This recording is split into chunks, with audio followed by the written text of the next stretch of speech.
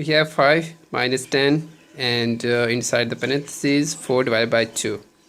So 5 minus 10 equals minus 5 and 4 divided by 2. Now minus 5 and 4 divided by 2 equals 2 and 5 here is hidden multiply. So minus 5 times 2 equals minus 10.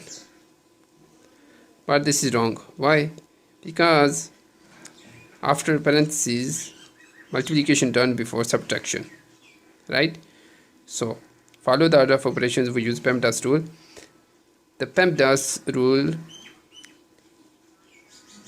tells you the order in which to solve parts of a math expression, right? So now let's solve this again. So order to follow: 1 parenthesis, right, then exponents, then multiplication and division, and then addition and subtraction. So